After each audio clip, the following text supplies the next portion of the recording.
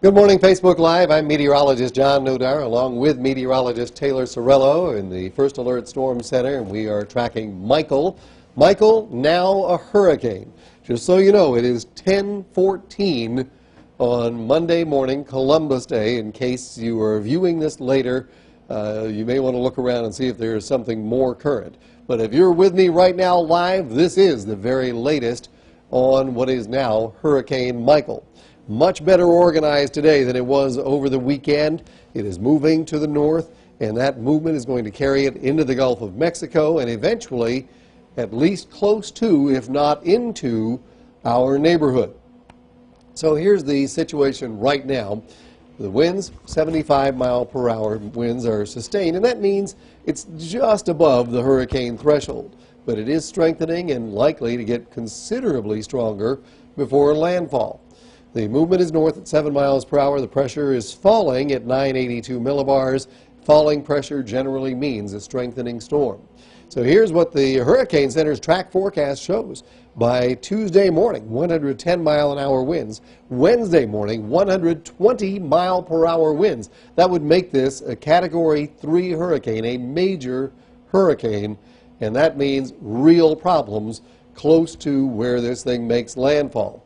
By the time it makes its way inland just a little ways, it will weaken quickly and move quickly toward the northeast. So it's not going to linger in our neighborhood and cause the kind of problems that a lingering storm can, particularly with flooding, but it will move quickly out of here. The problem is the arrival, 120 mile an hour winds. Now, track forecasts are usually very good. This could wobble a little bit. It has over the past 24 hours, one way or the other. So the track forecast's pretty good.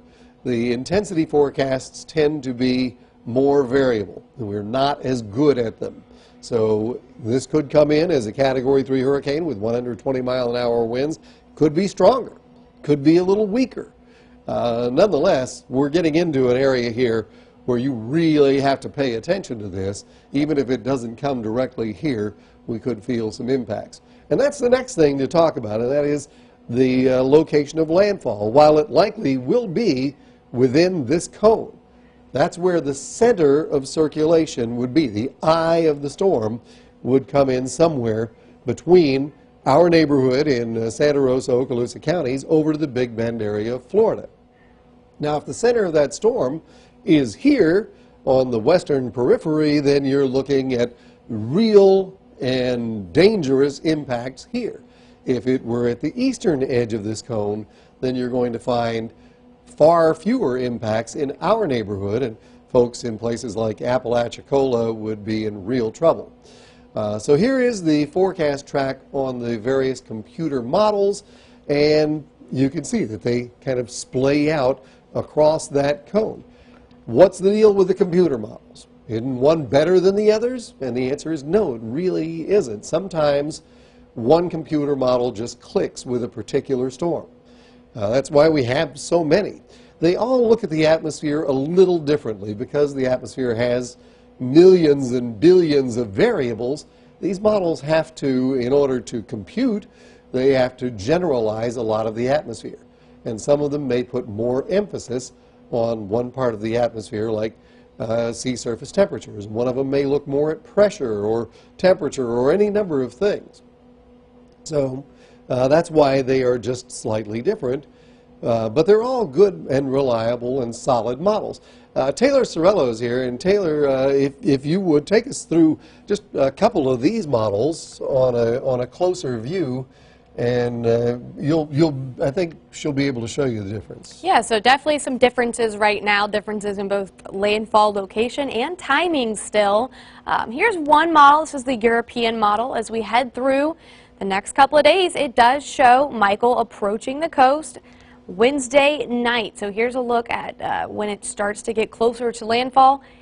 Late Wednesday into early Thursday morning. So Thursday, 11 a.m. is when we have this system making landfall in terms of what the European model thinks is going to happen. To the east of our area, you'll notice the News 5 area getting some rain from this, but really moving quickly off towards the northeast through the day on Thursday and out of here by the weekend. Here's another model. What this model thinks is going to happen, the GFS, as we head towards Wednesday, making it here Wednesday morning. And you'll notice further toward the west, this brings the eye of this system into the News 5 area, making landfall in the News 5 area. So if this becomes true, we'd see much greater impacts than what the other models suggested would happen. Also, we have less time to prepare because this model has a system making landfall early in the day on Wednesday and then out of here by Wednesday night and then clear weather by Thursday. So definitely a lot of variability still, something that we really need to take into account as we move forward. You need to be preparing for the worst case scenario at this point. Wind probability and timing. So we've got a lot going on this graphic, but this right here, this line, Tuesday 8 p.m., that's the earliest reasonable arrival of tropical storm force winds. So by tomorrow night, we could be seeing tropical storm force winds. So that means your preparations need to be in place today and tomorrow, because by tomorrow night, the winds are going to start to get gusty. So everything outside that you need to bring in, tying anything down, that needs to be done before tomorrow night.